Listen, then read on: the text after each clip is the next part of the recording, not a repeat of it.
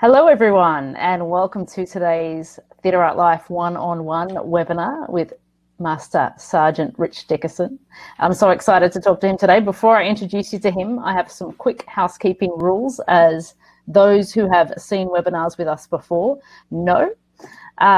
So here we go. If you have any questions, you can ask them on the right and in the chat box, if you can see there on the chat box. And if for any reason you drop out today, you can log back any time via the email link that we sent you. If you're having any issues hearing us, please log out, log back in. And a replay is available and will be sent to you within 24 hours after this session. So if you have any internet issues, don't worry, it will come your way. We'll be sending it to you via your email. So thank you for joining us today. I'm just gonna go here. All right, and here we have Master Sergeant Rich Dickerson, who is the stage manager for the President's Own United States Marine Band. So Rich, welcome to Theatre Art Life and thank you for joining us. Well, thank you. Thank you for having me. I'm glad to be here. So I've been given some questions because we prepared some questions today, and we had to get them vetted by the military because that's who you work for. And I'm very glad that they've said yes to all the questions that we're asking. And I want to start with, if you could tell us about your path to becoming the stage manager for the President's Own United States Marine Band, and tell us how you became a stage manager for the military. Sure. So I started out as a musician. I grew up in a musical family, and early on I played piano until I broke my right ring finger when I was in 4th grade, when I was about 10. And found out I could play the French horn by sticking my broken finger in the bell there, and kind of became a French horn player from age 10, and that took me into high school and marching band in high school. And in high school we didn't have a stage crew. All of the music students, the drama students, the choir, we all had to do our own stage craft. And so we kind of learned, and luckily we had a bunch of alumni who would come back, and they had gone on and pursued this as a career, and they came back and kind of mentored us. And so we learned about lighting and a little bit about sound, and I really thought it was great to do that. I always volunteered and worked on that, and so it was just natural to me. I grew up, my mom was a percussionist, and I would always tag backstage, and I would sit there with the stage hands and joke. And then right after high school, I went into the Marines, into one of the field bands out in El Toro, California. And everybody who's junior has to load the truck and move all the gear around, and that was just natural for me. And so they started asking me to do more and more. And so I kept doing more and more. And then after 4 years, being in one of the fleet bands, I wasn't sure what to do with my life, and so I auditioned at a couple conservatories, and ended up going to Peabody Conservatory in Baltimore, Maryland, for horn performance. And there, just to make some extra money and meet some people and have fun, I joined the stage crew and started doing all the setups. And Peabody had a really good opera department, so they asked me, would you like to work crew for the opera? I said, oh yeah, absolutely. And that was a lot of fun, just hanging out backstage and doing set changes and working with props. And I would show up for the lighting hang and learn everything that I could the lighting hang with the lighting designer at Peabody. And then I'd hang up in the lighting booth with the guys that ran and that's right when moving lights were starting to get in. We had an I-beam. It was the greatest thing since sliced bread. And programming it was not. So we'd sit there and try and figure out how to program the I-beam.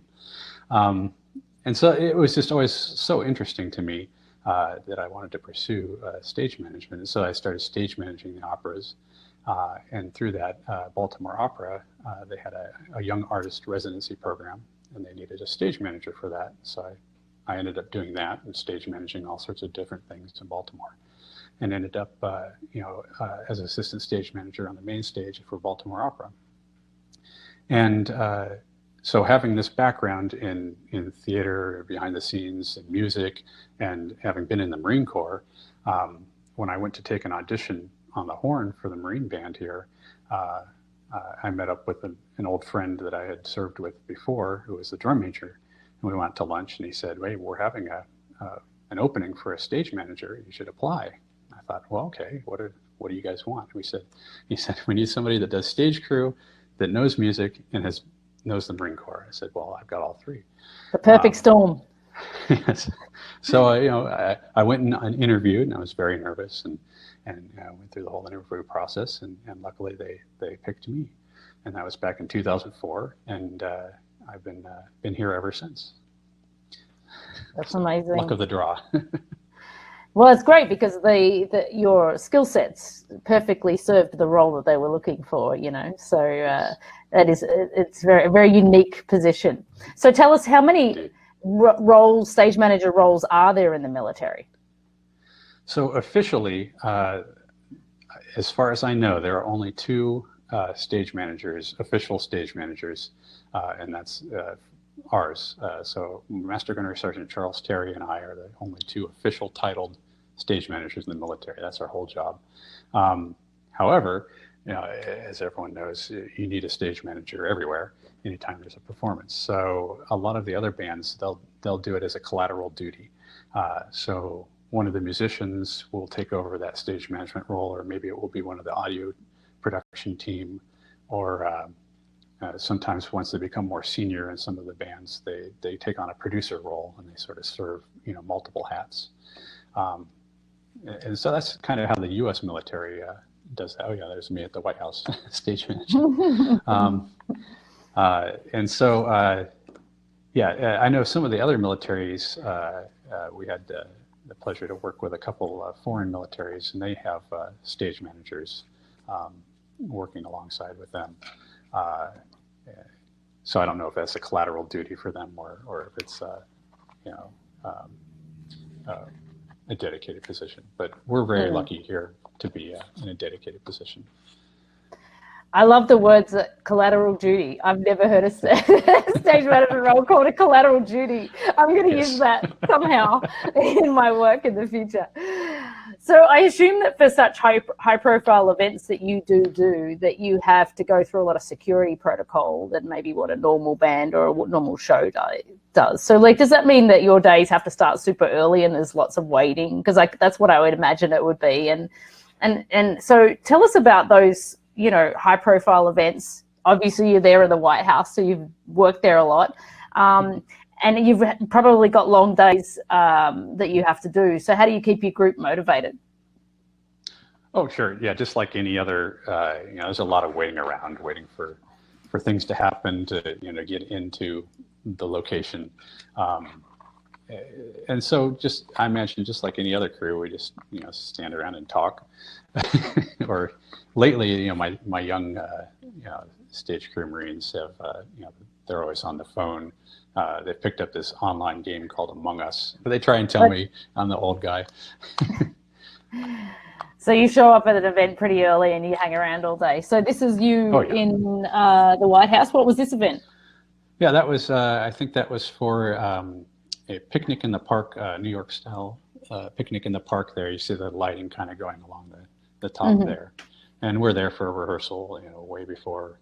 It's always fun to watch everything get set up, because everything rolls in, and we're set up right about where Marine One lands on the White House. So wow, yeah, that lawn gets a lot of use, and luckily the Park Service takes really good care of it. That's great. And so, do you have a favorite annual event, or is there a special show that you'd like to share with us that you do?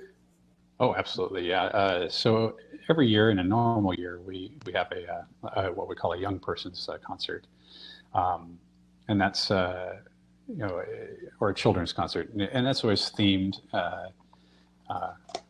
and it gives me a chance to kind of bring a special something to the event. So one time we did a Star Wars theme concert where we had a lot of Star Wars music. So we reached out to the 501st and got them all to come in costume, and we had stormtroopers there, and we had the Resistance there, and they were all came on with their music, and we had Darth Vader unfortunately, I wasn't able to do my special effects fog fire system, but.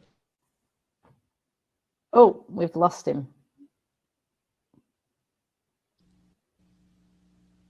Are you there, Rich? I'm back. There you so are. I don't know how much you heard. Well, yeah, you weren't able to do the fog because of the fire system, is what we asked. Oh, yes. So, yeah. But we did have Darth Vader kind of bust out of the side door there on stage and had some, backlighting on him. And that was a lot of fun. And then we had a concert, Where in the World is John Philip Souza, where we got to do a lot of pre-recorded video, kind of make it look at what's happening now, and a lot of green screen stuff where he suddenly was in Paris or in Italy. And we had a lot of fun working on that. So those are always great concerts, and plus it's for the kids. So I've got 2 kids, and there's always something special about children's concerts for me.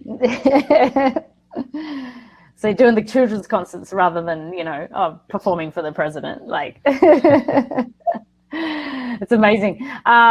So there's a good question here from Giselle. Maybe you can answer. Is there any type of music that the Marine Band's not allowed to play? Or is it who dictates the music? Who chooses it? So the director of the Marine Band is officially the musical advisor to the White House. And he has a pretty good grasp on what to play and what not to play. Of course, the White House, when we're playing there, can request special music. And we've had requests before. We're having a St. Patrick's Day party. We'd like an Irish ensemble. And then we get together and go, we don't have an Irish ensemble. How can we make that? Let's figure that one out. So we get a few people that can play Irish music, and suddenly we have an Irish ensemble, and it's actually still going. Or country music. Hey, we want to have a country music rock band. Okay, let's figure out how to do that. So it's always kind of fun, and I think more importantly, we try to stay. We try to do things right. So we have librarians that will research the copyrights and make sure that we're within the the guidelines for all the copyrights for performance, live performance, live stream, and we really want to set the example there. And it sounds like that because you do quite a number of diverse events, and you're probably the only stage manager. I mean, how much crew? What's the scope of your stage management duties? In our pre-chat, we talked about the fact that you ended up doing other duties like lighting and video and staging. So how diverse is your skill set, and how did you open your skill set to do numerous things that sit under the banner of stage manager? So we're kind of I guess a catch-all. I train the crew, I do stage management duties, and most of it I pick up just from on-the-job experience and just being curious. So a lot of it from my college years, lighting, just hanging out with the lighting designer and getting up on the giant wooden A-frame that used to rock back and forth and hang some lights in there. And there's me hanging lights at the U.S. Capitol for a concert. And yeah, it's always whatever I can do that helps. I'll do that.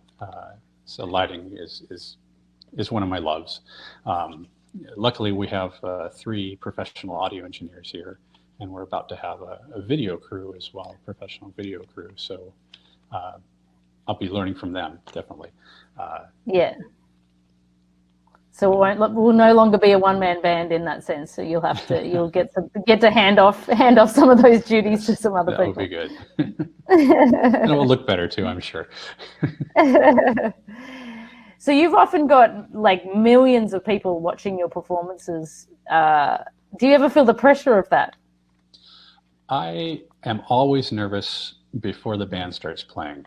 I always think that I've forgotten something, and I go over my checklist 4 or 5 different times, and I'm never exactly happy until the band starts playing. Everyone's sitting down, they have their instrument, they're playing their music. I know at that point we've got it. They do their thing so well, it's going to be a success, and then all we have to do is clean up at the end. And I'm just always worried, that I forgot something. And on tour, it's even worse because when we go on tour in Octobers, we have 3 different concerts that we play, 3 different programs. And not until the 3rd day, and of course we're getting farther and farther away from home each day, and I'm just sitting there biting my nails. I hope I didn't forget anything.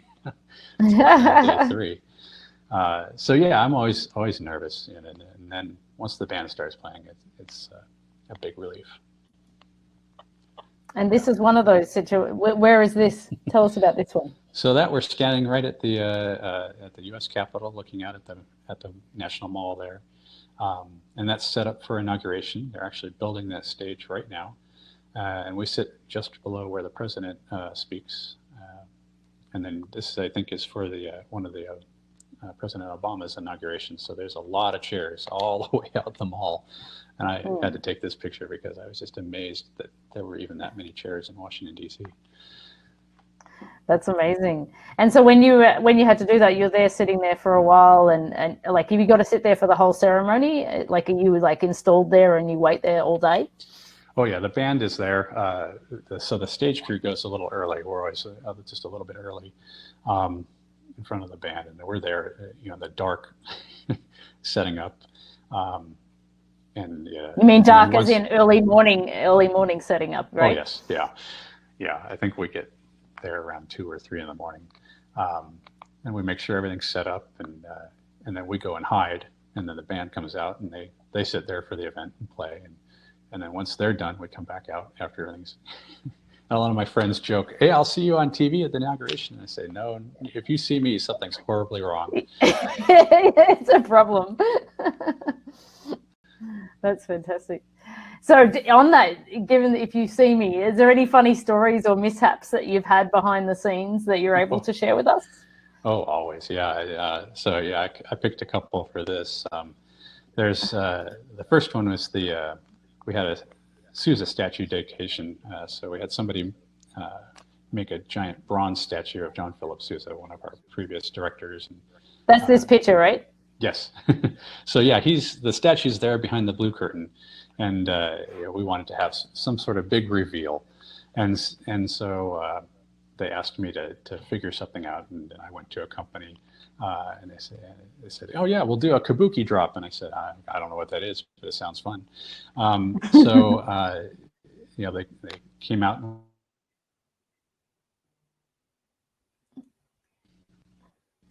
Oh, we lost him again. Here I am. I'm back. So yeah, we set up the big kabuki drop, and we're ready. So the event's going on, and on the left side there in the picture, there's a fake cord that the presenters are supposed to pull, and I'm standing there actually in the middle of the shot, right behind that brick pillar, and I've got a piece of tie line that's connected to the top of the truss there behind the bunting, and I'm supposed to pull the tie line, and that releases all the little clamps holding the blue curtain, and the blue curtain was supposed to fall down. So it worked fine in testing, and so the event started, and all the speeches went on, the band played, everything was going great. I was standing back there, very happy, and then the presenters got ready to reveal the statue. They pulled on the fake cord, I pulled on my tie line, and the tie line went pop and broke at the top, and the curtain was still there. And I thought, oh boy. And so I was standing next to my audio engineer at the time, and I turned to him and said, "Well, I'm going up." And so I climbed up the truss there, and pulled the little release lever, and the curtain fell. And yeah, gosh, and that's why I always wear my blue uniform. I never wear I never get dressed up for these things. I never know when I'm gonna have to climb up a truss or, run through some mud or something to get it something fixed. To get it happening. It's one of those moments. They saw me, and something was horribly wrong. They would have seen you go up the side of that truss, yes. Right? Oh yeah, the commanding officer. I'm glad I was much younger then. I don't know if I can handle that now. So, and you've got. Is there anything else that you could share with us? Oh, You've got a couple of stories.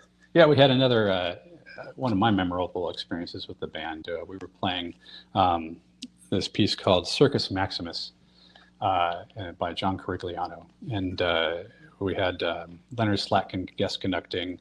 Big to do. We're at the Music Center at Strathmore, and one of my best friends, Bill Cassman, was stage managing there. And so at the end of this piece, there is a huge buildup, and then it calls for a big shotgun blast. And so we had gone around and found a shotgun and looked for a bunch of black powder blanks, and that was hard to find, but we eventually found some black powder blanks and loaded it up. And in DC, you can't have a weapon in DC, so I put it in the trunk of my car, and I always had to drive around DC.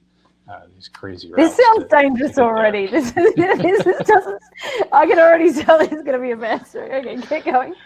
So I show up, and the Friday before, I think the concert was on Monday, and the Friday before, I talked to my operations officer, and I said, "Well, we hear that the Commandant of the Marine Corps is going to be in attendance, and he always has a security detail with him." I said, "Has anyone let them know I have a shotgun and we'll be firing it on stage?" My operations officer said, "Oh, that's a good idea." And so Monday rolled around, we got to rehearsals, and I hadn't heard anything, so I didn't know if we were going to, if he had been told or not.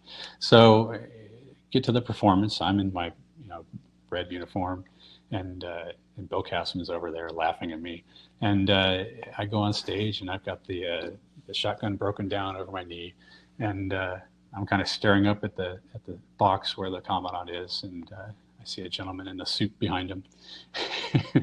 And so I'm waiting for my part. I only have one note at the very end.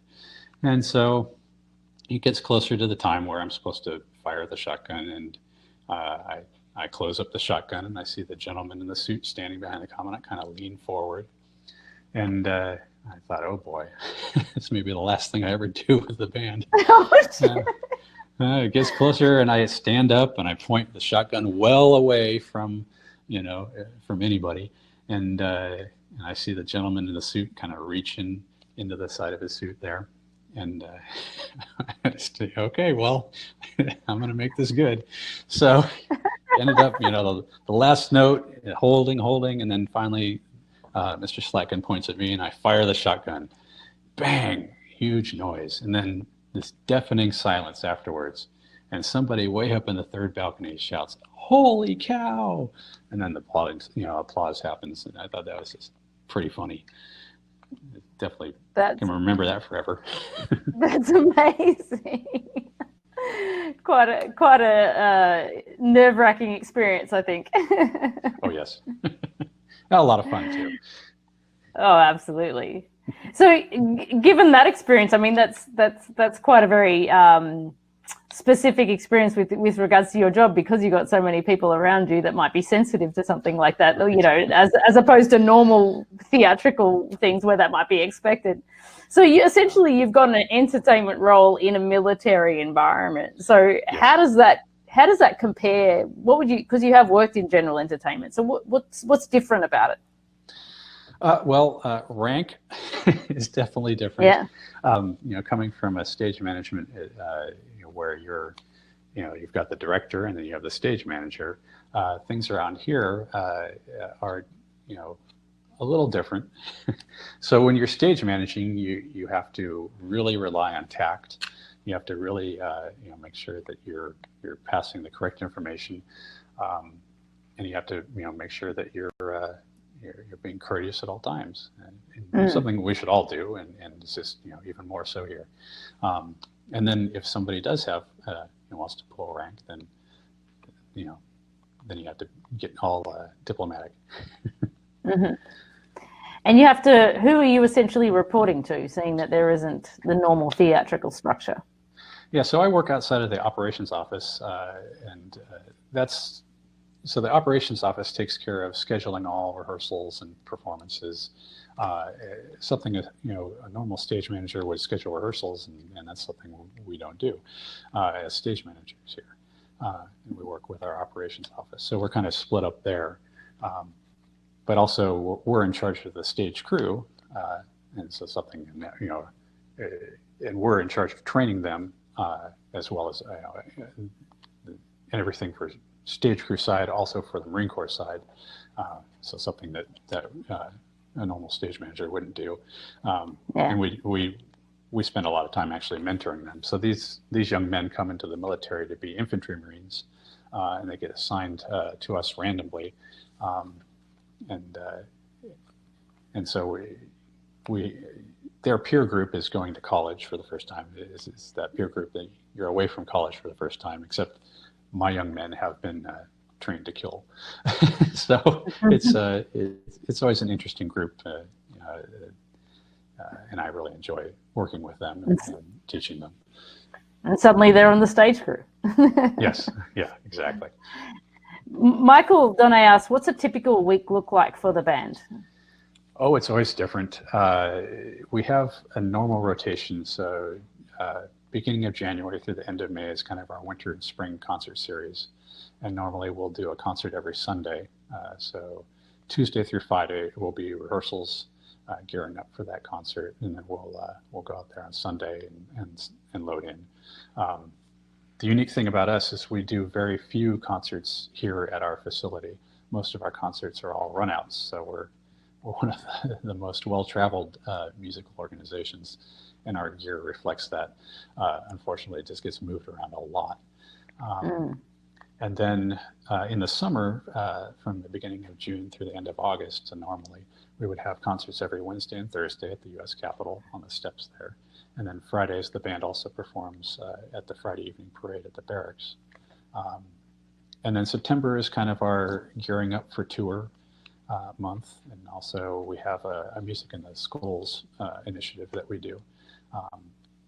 And then October is usually a concert tour in the continental United States. We split up, actually the Department of Defense has split up continental United States into 5 sections, and we rotate through a different section every year. And then November, when we come back from tour, is our Marine Corps birthday ball season, and also Veterans Day, and gearing up for the holiday season. And December is very much a holiday season. And now, so we also support funerals at Arlington, the band does, and the White House. That's our primary job, is to support the president in the White House. And so we're always going over there whenever they want. And sometimes it can be on short notice, and sometimes they give us a little more notice, but we're always ready to go over there. So a normal week is a lot of wait around and wait and see what happens. My gosh, it sounds like that you're always on the go, though. There's a lot packed into your year. Yes, yeah. What do you like most about your job, Rich? Oh, definitely the stage crew. The stage crew is some of my favorite part. Definitely the favorite part of the job, because they're always unique individuals that come in here. They get here, and sometimes they have no idea what a band is. They've never seen a concert band, never heard a concert band, never cared to hear one sometimes. And my philosophy is, what you don't know, you push away, and we don't want to push them away. So we start a music education program with them, as well as learning stagecraft as well. And so we teach them the basics, and we get them that far, and then I'd say 80% of them want to learn more. So I just keep teaching them, and then they're assigned to us for 2 years at a time, and usually at the end of the 2 years they don't want to leave. And some of them do, but some we want to leave. But but yeah, they're some of my favorite, and sometimes not favorite part of the band or part of the job. But also meeting our diverse audiences on tour, it's always very interesting to meet. We'll be in some remote city, and sometimes those will be the only time those residents will ever see a military organization. Or we'll run into people that have been in the Marine Corps years ago, and they have stories, and we sit there and listen to their stories, and it's always very, very interesting. That's always part of my favorite part of the job. And sorry, did you say how many in your crew generally that you have to take care of? Normally we have between 4 and 8 stage crewmen here, and then 2 stage managers, and we have 3 audio engineers. So between us, all of us, we split into 2 crews, and we kind of handle everything that needs to come up. So it's usually me and 4 crewmen and an audio engineer setting everything up at any given time. So in terms of going into details, in terms of coordination, can you elaborate on how you stage manage your high-profile events, including inaugurations and state funerals? So, who are you actually taking cues from? Who's coordinating the logistics on the day? How does that work? On the real big events, we have something called Military District of Washington, and they are in charge of all military events, large military events. And there's actually an inauguration committee that only works on just inauguration. But if we have a state funeral that those happen on pretty short notice, there is a team that preps those well in advance with a general outline, and then everything comes together very, very quickly. Myself, everything filters down through our operations office, so they get the marching orders from the Military District of Washington. We have an office actually in the Pentagon that works for Marine Corps Music. And they kind of give us our marching orders. And once we get on site, I kind of make friends with, anybody who's on site, definitely any security, because if something's going wrong and I need to run through the halls, I don't want to get shot. So yeah. I always let them know who I am right away. Well, before I need to run through the halls. Yeah. Can't believe you have to think about that, but it's true, right? Yeah, there's a picture of inauguration up on the platform. You can see me standing there right where the president will speak. And then the neat thing I like about this is all the speakers that will go underneath the chairs that all the VIPs will sit in. It's a lot of speakers. And so that's just to amplify the speech, or what are they laid out like that for? I think it's just so that the VIPs up there can hear everything that's happening. Right. Yeah, and then you can so your small team is how, do they bring any extra crew to help set that up, or is it still just your team? Oh no, all the speakers are set up by I guess the union. There's a company in town, Maryland Sound International, that usually gets this event, and they set up the delay stacks all the way down the mall. It's a huge setup. I'm just there for the band. Yeah. So, yeah. Oh, there's an early morning at the U.S. Capitol right before inauguration. It gets serious when they put up the seal of the president there.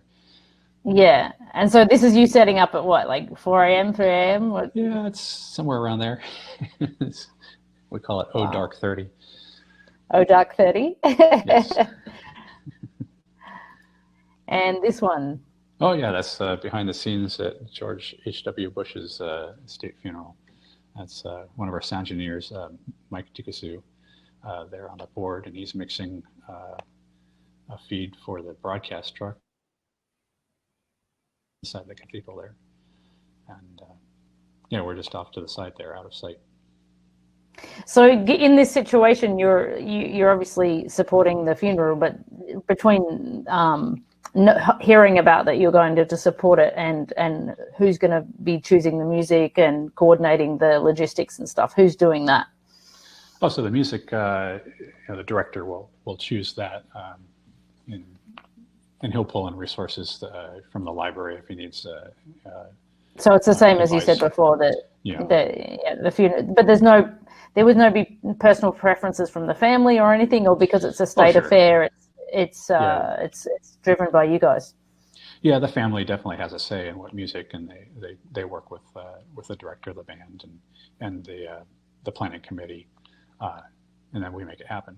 Whatever they want, we make it happen. So we had several guest artists that we worked with for this funeral, a vocalist and a pianist, and so we were there for rehearsals, and anything they wanted, we made sure that we did it. And do you get a lot of rehearsal time with this sort of stuff? Like, I know you're doing high-profile events all the time, but I guess there's a lot to be done in a short period of time when you're trying to create it, do a funeral like this. Oh yeah, and that's the great thing probably about the military, is that everyone kind of stops what they're doing and pitches in, and really works to make this happen, and make it a success. So there's that's our orchestra there. And we have the Army provides some ceremonial trumpets, and there's a joint service color guard and a military honor guard, and then there's the body bearers that bring in the casket, and all sorts of things happening. And sometimes there will be a parade specified, so that then everyone provides a band and a few marching units to be in the parade. So it's definitely all hands on deck event. What's the most unique event space you've ever had to stage manage in? Oh gosh, yeah, we're always in historic buildings, over at the Library of Congress, or some of my favorites are for summer concerts. Our pop groups go out to an old amusement park called Glen Echo, and we perform in the old bumper car pavilion there, which I just think is really funny. You've got a picture of this. Nice ice cream stand nearby, so I love that. This is it? Is this the one? Oh yeah, that's the bumper car pavilion. You can see on the top there the little bumper car paintings. But yeah, we're inside there, and you can still see a bit of the dark in the ceiling. And finding power is always interesting there. Yeah, it's a lot of fun to play there. It's a great venue because they have a very nice audience that's kind of built in. Do the audience go into the pavilion as well, or are they standing around the outside? It doesn't look so big. Yeah, a bit of both. They have benches and chairs set up inside, and then we get a lot of people walking by, just walking their dogs or out going to the park with their children. And there's a historic merry-go-round there as well, or carousel, I guess I should call it. Yeah. It's an actual calliope, and hand-carved horses. So it's a very nice historic area. We really like playing there. And yeah, all the historic places around Washington, D.C. are always fun. I naturally like to get in places and then kind of explore. So wander around the Library of Congress and looking at the gold filigree on the ceiling and the amazing painting. Nice. Just going up once and touching the White House. That's my first time. I'm really cool. That's awesome. What I mean, outside the President of the United States, which is already an amazing person to be playing for and around it regularly, are there other special guests that you've been able to perform or collaborate with that are of mention? Oh, sure. Yeah, I think we mentioned John Corigliano, who wrote Circus Maximus, and then Leonard Slacken conducting us was a great honor. We often get composers that want to compose a piece for band, and sometimes they compose it just for us. Probably my favorite is John Williams. I grew up listening to his music from Star Wars, Indiana Jones, Jaws, we have a very good relationship with him. He's conducted the band on several occasions, and when we go out on tour, like last year, we were in California, had a concert at UCLA, and he came and conducted the Imperial March with the band just as a surprise. And he's super nice. You'd never know. He's happy to talk to everybody, and he sits down and wants to know what you're doing, what your name is, and you'd never know that he was just a worldwide famous composer of music. Yeah, he's just a great guy. And everyone that comes and works with us, once you get to a certain level, you just usually just a very nice person. Yeah. No, that's amazing. So I want to go back to the crew that we're looking at. This is your crew, right? You and the crew? Yeah. Yeah. So the guys on the left, you might see the bigger guys, younger guys. Those are my infantry Marines. Those are my stage crew. And then us old guys on the right side there. Well, except for the guy on the third. He's younger. Those are my audio engineers and myself. But the stage crew is on the left there. So when you're taking these guys on board, and you've got to teach them stagecraft and I guess basic music education, because not all of them may have had that experience. So how do you layer and build that up for people who have never been involved in your history and your work in the arts? So how do you start with these guys that may or may not know anything about stagecraft? So I kind of try and connect with them on common ground. So they're let me see if I can reset my video here. There it is. So I connected with them on common ground. They came into the Marine Corps. They volunteered. They're interested to be active, and then I kind of let them know about the band's history and connect them to that. There's a reason the band is here. We were founded in 1798 by an act of Congress, and we're America's oldest continuous musical organization. And so they are now part of that. And I try to set that as the setting, and then we build from there. And so we start, when you go to recruit training, there's an exercise, you learn the outlines of all the different, armor and planes and different, things that are on the battlefield. So we start that in the same vein of thinking, all right, this is a bassoon, this is a timpani, and we start, with that. And once they learn the basic instruments and they can identify them, then we get into, how to move everything, because it's very specific, especially with some of the percussion equipment, and that we move it so often, it's important to do it right. And then, we get into, a little bit about, okay, well, you've got everything on stage, we want to be able to see it, so we need to talk about how to light it. And then luckily we have 3 professional audio engineers here, and we'll get them into, how are we going to, make this sound good? How are we, are we going to capture it for recording, or do we want to have a public rebroadcast of what's happening here, or reinforcement? And we talk about, we start at the beginning, cable wrapping, identifying microphones, a lot of cable wrapping, box pushing, a lot like, when you start with a union, you start pushing boxes, right. And loading trucks is, the next step up, and, so it's all kind of like that. And as they keep learning, they get more interested. And I say, hey, you can really go down the rabbit hole with this, digital lighting. You've got multi-universe, audio and lighting rigs. And anytime we go into a really nice theater, I have them go talk to the crew that's there and say, hey, ask them what they do. That's how I learned. Has any of them left the military and ended up in entertainment in any way? Do you know? Oh yeah, we've got several that are stage managing for different groups, and I always take that as a huge oh yes moment. Yeah, absolutely. And I tell them, when you get out, we're giving you a skill that you can go and start working right away. And it's very important. Well, I love this picture, because for me it's an epitome of, like, it doesn't matter what realm of work that you are. Stage crew chilling out looks the same everywhere. Yes. When we're done loading in, and now the stage crew all on their phones. Yeah. Where is this? Where's this photo taken? That was on tour last year in Porterville, California. Yeah. So we're doing a ground level load there down the ramp, and we have about 21,000 pounds of gear we have to load in and out every day.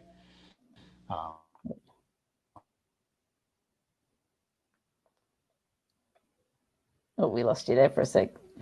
I think I'm back. And you're back, yeah. So they're probably actually texting each other in that photo. You never know.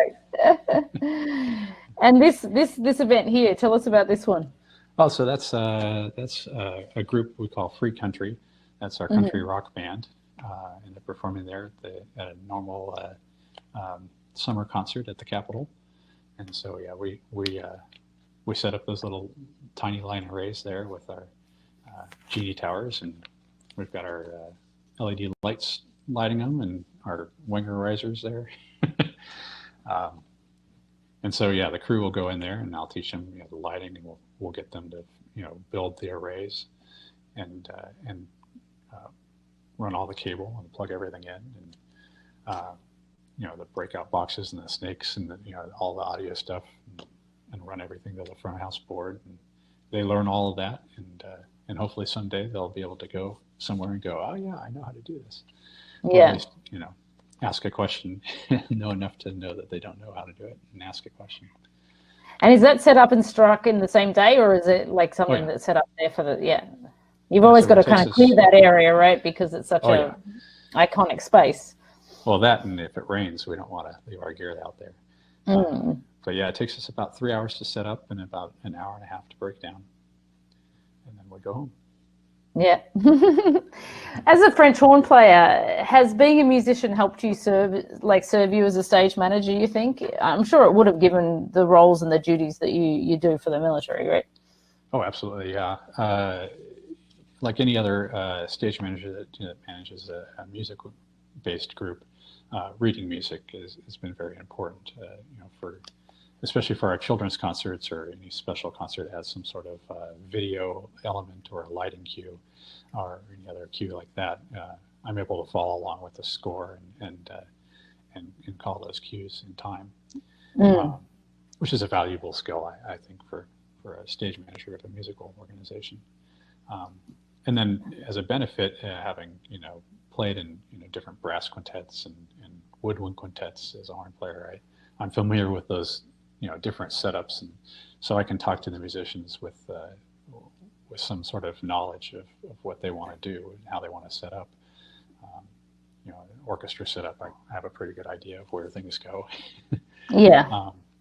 And I can even go and say, well, do we want to set up as a German style or American style? People are always shocked that I know what that means. So yeah, it's definitely been a big help. That's me doing video projections for the Four Seasons. So we had a conductorless chamber orchestra, just the strings, and I'm following along. And apparently there was text to the Four Seasons. I never knew that until we did this concert. And, wow. We're doing the text poem written by Vivaldi himself. Yeah. As the music goes. That was amazing. That does look like fun. What venue was that, did you say? So we play at Northern Virginia Community College's Schlesinger Hall. That's kind of our home away from home. Right. And we're very lucky that we go there and they kind of just give us free reign. And it's an actual, proscenium theater, so I'm able to just show my new crew guys around. Hey, we have a rigging system, we have a fly system. These are all the things that a real stage has that our band hall doesn't. Yeah. It's a lot of fun. Put them in a real theater for once. Huh? Yes. So it's good. Are there any entertainment type positions around you that are civilian positions, or does everybody involved with what you do have to be a member of the military? So we have a few civilian positions that work directly with the band. They're over at the Pentagon in the Marine Corps Music kind of headquarters position. One of those is our previous operations officer. He's in charge of all of our touring now, and also helps out with scheduling the band in the DC area. And then there are a couple civilian organizations within the military that do video. One is called DMA. They're over at Fort Myer, I believe. And then, of course, we always work with contractors. We've worked with several film crews to work, to film the band. Now we're hiring a couple of professionals to do a lot of that in-house, now that we're doing a lot more online than live now. Trying to take advantage of things like this and getting to a much wider audience. It's a lot of fun. Sure. And what's this? Is this part of the external crew? Yeah, so that was again at Nova, Northern Virginia Community College, that stage there, and we were working with George Schwartz in the All-Star Orchestra program that he has, or All-Star Band. So we did a filming session for one of those episodes, and we had a civilian crew come in for that, and you see the jib there and all the camera positions, and they had a room in the back where they were live mixing the video, and we were mixing the audio. And it was a lot of fun. A lot of fun to work with the professional team there, and learned a lot. It does look like a good gig. Yeah, and we ended up winning an Emmy for that, so we were very, very happy. That's amazing. So do the members of the President's Own travel with the President overseas and do gigs there? And are you required as a stage manager to be at those events if you're going abroad? So we don't travel internationally very much. We did go on a tour in Japan last year. and that was the first time since the early 2000s we had toured internationally. But yeah, we mostly stay here in DC, except for October's, where we kind of split the band and half goes on tour and half stays here. And our primary purpose is to serve the White House, and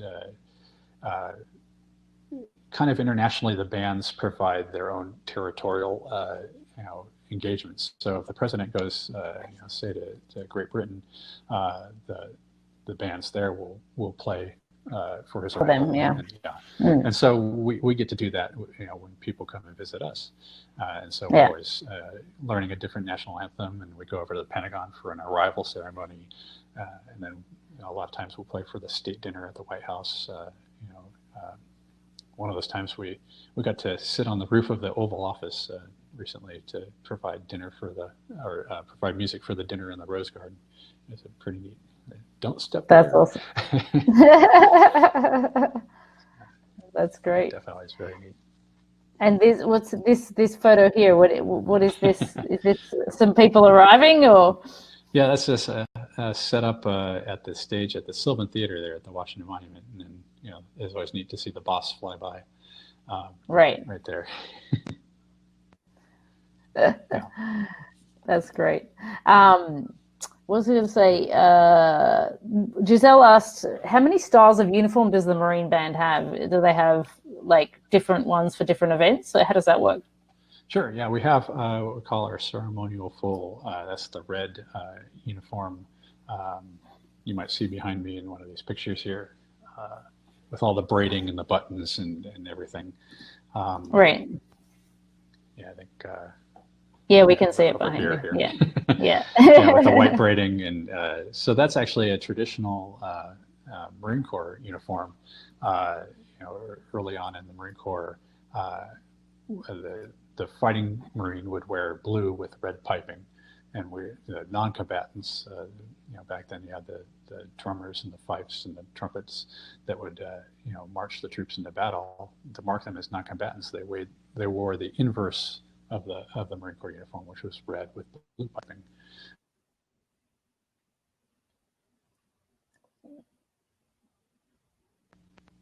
There he is. Are you there? That's good. So red with blue piping, right? Yeah. So that's the traditional non-combatant musical uniform, and we have the instead of the crossed rifles, we have the music lyre on our rank. So we have that uniform, our ceremonial full uniform. We have like a special full uniform, which is without all the braiding, and that's what our string players wear, because if you caught one of those braids with your bow, man, you'd be in trouble. And then we have the uniform that I'm wearing. This is our service uniform, kind of the green one, and then we have, of course, the dress blues, which everyone seems to like, which are always fun. So you got a lot of different ones to wear, depending on the event. Yes. Richard asks, what contingency plans do you make in case of inclement weather, and specifically, how do you handle instruments getting wet? You're laughing. I think that you've dealt with that a lot before. Yes. It happens a lot in the summer, especially when we're out at the Capitol, and sometimes it's really clear. It's definitely going to rain, and there's lightning and thunder, and we don't even go out there, and that's. I'd rather have it be that or completely clear. But a lot of times in DC, it'll say 50% chance of rain, which to me means they don't know what's going to happen, and neither do we. So a lot of times we'll go out there and we'll take the truck out, and we'll kind of look up at the sky for a while. And now we all have our smartphones, and we're sitting there looking at the radar, trying to figure out what's going on. And eventually we either say, nope, it's not going to happen, or oh, we're going for it. And then we start setting up. So we bring a lot of tarps, and we're there well before the musicians. We have the larger equipment, timpani, vibraphones, xylophones, marimba, those instruments with wood. We want a tarp, and sometimes we won't even take them off the truck until the last minute. And of course, the audio system, it has electricity, and when there's lightning in the area, that's a definite, hey, we've got to stop. But if it's just rain, then you've got your little sandwich bags and tarps and anything to keep the rain off. and sometimes it'll rain just during the setup, and then it'll clear up for the performance time, and we're either there, or we might have pulled the plug already, and the sun's shining at 8 p.m. and everyone's thinking, why aren't you playing? Yeah, because we couldn't set up. So yeah, it's always. I need that 3 hours back so we can set up again. Exactly. Yeah, they don't. Just wave my magic wand and there it is. I wish. Yeah. So yeah, it's always just trying to figure out the weather and hope for the best and prepare for the worst. Angel asks, have you got? Do you have a lot of redundant systems in your setup in terms of extra gear and things like that, or is it? What's your point of failure there with systems? So the Marine Corps likes to say we do more with less, and that's definitely true sometimes with the band. We have one sound system, and hopefully it never goes down. We just try and take care of it. We do have several sets of timpani that we could go get some more timpani if we ever had a big problem. A couple bass drums and enough musical instruments to make do. But some of these systems are, we have one lighting system, and if that system goes down, we're in trouble. So right, we just try and keep it in good shape and test it and make sure it's working. Yeah. So can you tell us about the Sponsor the Marine Band program and your involvement with that? So in a normal year, in October, we'll go on national concert tour. And so we have our Office of Communications that does a lot of the advance for that, and they work very closely with the tour director at the Pentagon. And I think on their webpage they have a sponsor system where people in the area that we're touring can request the band, and then they take care of helping us find a place to play and promoting the concert and kind of being our liaison in that town. And it comes out very important, that everybody, these liaisons are great help to us. They bring us into different places because we don't know what's there. We're not locals. Ask a local is always the best policy in this case. So finding the best place to play and where people can drive in and from different areas around the town. So yeah, if anyone's ever interested in being a sponsor for a national concert tour, definitely head to our website and look up that program. And it's very valuable. And what is that website? Can we put that in the chat box? Yeah, usually I think we just Google U.S. Marine Band. I think it's usmarinebands.mil, marineband.mil. U.S. Marine Band. All right, we will find it. We'll send it out. And I've got to show you. And so this picture. Yeah, it's just our tour truck. So if you sponsor us, you'll see this truck showing up. We have a 53-foot semi-tractor trailer that we tour with, and we load that front to back, top to bottom, and then usually just ramp off to a loading dock or the ground. We'll bring in all the gear. That's amazing. Stands, everything. Well, I do hope that I get to see you in action at some point in the future, even though I'm on the other side of the world right now and I probably can't get over there, but at some point we will. Yeah, we're doing a lot more live streams lately. So if you catch us on our website, we're live stream, I think every Wednesday this month and next month.